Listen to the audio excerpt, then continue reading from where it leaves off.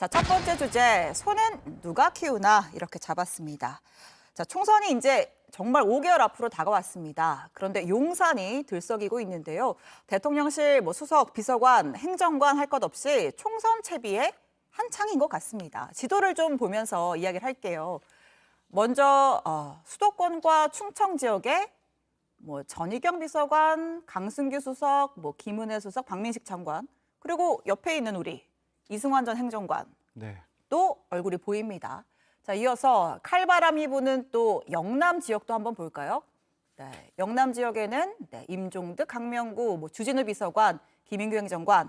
자, 용산 인사들의 이제 좀 출마가 점쳐지는 지역들을 저희가 지도로 봤는데 일각에서는 6수석 중에 5명이 나온다 이런 얘기도 있고요.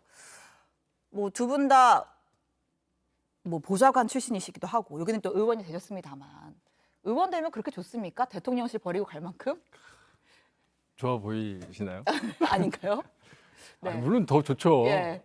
당장 저희 정치가 그렇잖아요. 예. 저희가 이 좋다는 거는 이게 무슨 가치 평가를 좋게 하는 건 아닌데 네. 이 의원 되면 그때부터 약간 사람 취급해주기는 하거든요. 이름 달고 일하는 거고. 네. 어떤 정책이 됐든 네. 어떤 정치적인 입장이 됐든 네. 내 이름으로 내책임해야 하는데 스텝은 스텝이거든요. 예. 아무리 유능해도 그런 의미에서는 이제 내 뜻을 펼치고 싶다, 네. 내 정치를 하고 싶다라는 욕구가 있는 거는 되게 자연스러운 일이죠. 그럼 이 전 행정관님은 이제 대통령실을 거쳐 네. 출마, 네. 어떤 이력을 쌓는 그런 과정이었던 건가요? 대통령실에서 일했다는 것 자체도 굉장한 또 특권 중에 하나라고 예. 생각하고요. 또 그만큼 정권 창출을 위해서 노력한 것이 네. 인정받았다라고 또 여겨지는 거고요. 대통령의 참모로서 대통령과 함께 일하는 것도 굉장히 영광스럽고 뜻깊은 네. 일이지만은 근데 무엇보다도 국회의원이 된다라고 하는 거는 국민의 대표로서 헌법 기관이 되는 거거든요. 그래서 이제 입법권을 예. 이제 발의를 하는 것인데, 근데 대통령과 가까이서 있던 사람들, 대통령의 국정 철학을 가장 잘 이해하는 사람들이 국회에서 그러한 역할을 한다면 어떤 국정 운영의 동력으로서 굉장히 잘 작용할 수 있는 거죠. 네. 그 부분 이해가 됩니다. 그런데 이제 다 나오면 네. 그럼 용산에서 소는 누가 키웁니까? 솔직히 지금 수석님들 이제 한 1년 반 넘어가고 계시잖아요. 예. 나오고 싶으실 거예요. 왜냐하면 육체적으로도 정신적으로도 예. 너무 힘들거든요. 그러니까 내 바로 위에 내 보고서를 읽을 대상이 대통령이고 바로 이 내용이 국정에 바로 반영이 된다라고 하는 거는 엄청난 정신적 부담감인가 동시에 또 그 육체를 갈아 넣어야 됩니다. 네. 그런 부분도 있을 것 같고요. 그리고 비단 그 윤석열 정부뿐만이 아니고 지난 문재인 정부 때도 그때 집권 한 3년 차 그때였죠. 한 50명이 예.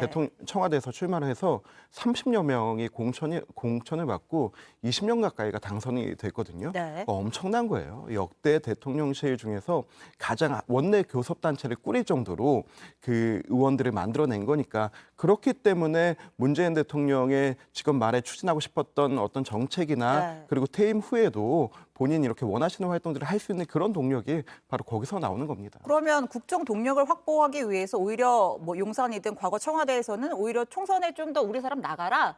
좀 그런 게 더 좋을 수도 있다. 그렇게도 볼 수 있나요? 그러니까 상황에 따라 다른 거죠. 예. 그러니까 소는 누가 키우냐라고 예. 하셨는데 어떤 소를 어떤 방식으로 어떻게 키우고 싶은지가 더 중요한 거잖아요. 예. 근데 지금 이제 지금 윤석열 정부의 대통령실이 어떤 방식의 국정 철학의 공동체인가? 네. 그게 국민들은 굉장히 큰 의문을 가지고 있는 거거든요.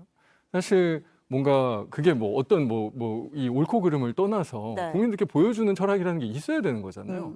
근데 지금 윤석열 정부가 굉장히 이제 이 대통령이 독주하는 방식의 국정 운영을 해오고 있었었고 어떻게 보면 거기에서 뭔가 이 내 권력을 얻기 위해서 지금 출마가 이루어지고 이런 상황들인 거잖아요. 그래서 저는 사실은 대통령실의 비서관이든 수석이든 행정관이든 당연히 출마할 수도 있고 여러 이 스펙 중에 굉장히 좋은 스펙이 되는 거는 어떤 정부 정권을 떠나서도 그냥 사실이기는 하지만 지금 윤석열 정부, 지금 용산에서 일하셨던 분들이 국민들께 어떻게 다가갈지는 그건 완전히 의문이 있다라는 네. 생각이 저는 사실은 개인적으로는 가지고 있고, 오히려 사실은 강서 선거에서도 결과가 나왔지만 굉장히 독선적인 방식의 이런 윤석열 정부의 어떤 정권 운영, 그것들이 굉장히 더 쉬워진 그런 이 어떤 이 후보나 선거 네. 전략이 내년 총선 때 굉장히 오히려 저는 거꾸로 아. 오히려 사실 마이너스가 될 여지도 상당히 실이 더 클 수 있다. 있다라는 생각이 들어서, 물론 개인들의 권력 의지가 작동해가지고 출마하시고 하는 거기는 하지만 그 결과가 정말로 뭐 문재인 정부 때와 같은 결과를 얻으실 거냐, 오. 저는 사실은 별로 그렇게 낙관적으로 보이지는 않습니다. 도발을 하셨는데. 사실 문재인 정부 때 그렇게 많은 국회의원들을 낼 수 있었던 것은 이게 진보 정당에서의 하나의 패턴이 있었어요. 보좌관으로서 시민사회 활동하다가 국회 보좌진으로 활동하고, 그리고 지방 선거에 나가서 시의원, 구의원들을 하고, 그거 바탕으로 해서 또 대통령실에 근무하고, 그 대통령실에 근무하면서 승진을 시켜주고, 그리고 출마를 시켜주는 이런 게 있었거든요. 예. 근데 윤석열 대통령실은 좀 다른 게 있어요. 출마는 어디까지나 출마자의 의지와 결단이 아. 중요하다. 그래서 여태까지 윤석열 대통령실 좀 저도 안에 있었고 잔인하긴 하지만은 예. 일괄 승진이 한 번도 없었습니다. 그리고 또 출마자용 승진도 없었어요. 네. 그걸 기다리다가 늦춰진 사람들도 있는데, 그래서 이제 모두가 다 알고 있어요. 출마용 승진 없고, 꽃길 깔아주는 거 없고, 밀어주기 없고, 전략 없다. 그래서 지금 나오시는 분들은 순전히 자기 의지와 자기 결단으로 나왔고, 그리고 나서 이분들, 그래서 예전에는 처음에 이제 총선 뒤만 했을 1년 전만 해도 윤석열 대통령실 50명 나온다, 막 이 얘기 있었거든요. 그런 근데 보도들이 많았죠. 그 기준이 뭐였냐면 문재인 대통령 청와대에서 50명 정도가 나와서 이 정도 맞출 거다라고 했는데, 문재인 청와대는 집권 3년 차 준비가 충분히 됐던 시기였고, 이제 우리는 2년 차 때 또 치르는 거니까 그 부분에서는 확실히 차이가 있습니다. 그래서 전략적으로 여기 내보내고 의석수 장악하고 이런 건 없습니다. 그럼 지금 용산에서 안 도와줍니까? 각계 전투하는 겁니까? 저도 조강특위에 지원했을 때 예. 아무 도움 받지 못했고, 심사비 내고 지원하고 면접 보고 예. 경쟁해서 됐습니다. 알겠습니다. 그러니까 그 부분이 사실은 예. 약점이라고 말씀드리는 거예요. 어. 그러니까 이게 국민들께 설득력을 갖추려면 얘네가 뭘 할 것 같은 사람이다라는 게 있어야 되거든요. 그러니까 뭔가 가치의 공동체든 어떤 정책 방향의 공동체든, 저희가 뭐 예를 들면 양극화를 해소한다든지 아니면 농부국회 뭐 저출산이든 아니면 뭐 시장 경제에 대한 부분이든 간에 이런 종류의 정책과 이런 종류의 가치를 가지고 얘네가 이런 그 정책들과 정치를 해나가겠구나라는 설득력이 있어야 되는데, 네. 그게 아니고 그냥 각자 도생이면 그냥 그건 기회주의 공동체거든요. 그냥 권력 투쟁만 남아 있는 거예요. 그러면 사실은 국민의힘 내부에서 이제 공천을 둘러싼 여러 가지 경쟁들이 이루어질 때 국민들께서는 얘네가 이런 정책 방향을 확산시키려고 이렇게 이해하시는 게 아니라 그냥 싸우는 거구나. 더 큰 기득권을 위해서 싸우는 거구나. 이것만 남게 될 위험이 굉장히 크고, 그거는 사실은 약점이 될 수 있다라고 말씀드린 거예요. 자, 그 확고한 내용은 나가서 대통령실 출신들이 나가서 국정 동력이 되고자 하는데, 그 동력을 바탕으로 어디로 갈 거냐 하시는 거잖아요. 분명한 방향이 있습니다. 3대 개혁 방향으로 갑니다. 노동개혁, 교육개혁, 연금개혁, 이 방향으로 가는데, 지금 그 어느 정부도 지금 몇십 년 동안 겪어보지 못한 여소야대 상황 아닙니까? 저희가 정말로 민주당에게 굉장히 많이 당했잖아요.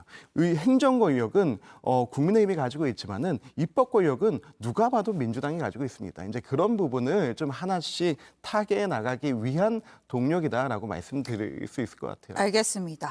자, 아까 저희가 지도로도 좀 살펴봤지만 뭐 수도권 충청도 그러하지만 특히나 영남 지역이 상당히 또 뭐 우리가 박 터진다고 하죠. 그렇게 불리는 곳인데, 일단 뭐 용산 출신 중에 이제 출마 확실시되는 인사들이 뭐 대표적으로 뭐 주진우 비서관 있고요. 네, 영남 지역 좀 보여주시죠. 지금은 수도권 충청이 나왔는데, 네, 영남권에서 이런데 또 지금 또 혁신위의 또 움직임이 굉장히 또 빠르잖아요. 지금 뭐 지도부 중진, 대통령 가까운 사람들 다른 데로 가라. 대부분 다 이 영남 지역에 모여 있단 말입니다. 그러면 결국은 윤핵관 나가고 소위 말하는 뭐 용산 핵관, 용해권에 돌려먹기가 되는 거 아니냐, 이런 지적도 있거든요. 지금 영남 지역에 이렇게 나오시는 분들은 예. 본인의 연고지예요. 본인이 태어나서 살던 곳, 그리고 이제 본인이 초중고를 나온 곳, 이런 곳이거든요.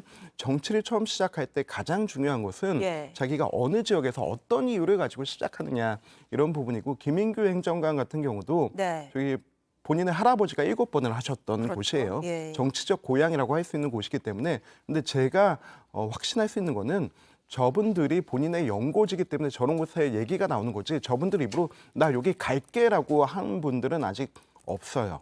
네. 그 정권의 윤석열 대통령의 승리 성공과 그리고 당의 그 승리를 위해서라면 또 얼마든지 자기 희생과 이런 부분을 하시고 또 그 안에서 경선도 마다하지 않고 대통령실에 특검 바라지 않으실 분들이라고 생각합니다. 알겠습니다. 자, 뭐 주목되는 인물이 여럿 있지만 그 중에서도 좀 김기현 대표의 행보가 주목이 되는데 뭐 오늘 나온 뭐 인터뷰를 보니까 본인의 발언은 아닙니다만 전언으로 이제 김 대표가 국회의원으로서 이룰 건 다 이뤘다 이런 발언을 했다는 거예요. 그러면 실제로 뭐 지역을 옮겨서 수도권으로 나오거나 불출마할 가능성도 있습니까? 우리 할머님들이 많이 하시는 얘기가 살 만큼 살았다. 나 이제 죽을란다. 이런 얘기 예. 가장 큰 거짓말 아닙니까? 아, 거짓말. 네. 아니 근데 저거는 제가 좀 정황 얘기를 들어보니까 네. 김기현 대표가 최근에 하신 얘기가 아니고 지난번에 강서 선거 이후에 예. 의원들과 좀 허심탄회하게 얘기할 때 나 지금 이만큼 이룰 거 다 이뤘는데 네. 마지막으로 이 총선 승리에 기여할 거다. 나 사심 없다. 네. 이런 걸 좀 강조하신 그런 표현이라고 들었습니다. 아, 실제로 저런 발언을 하긴 하셨는데 맥락이 조금 네, 다른 맥락이 좀 다릅니다. 거군요. 예. 알겠습니다.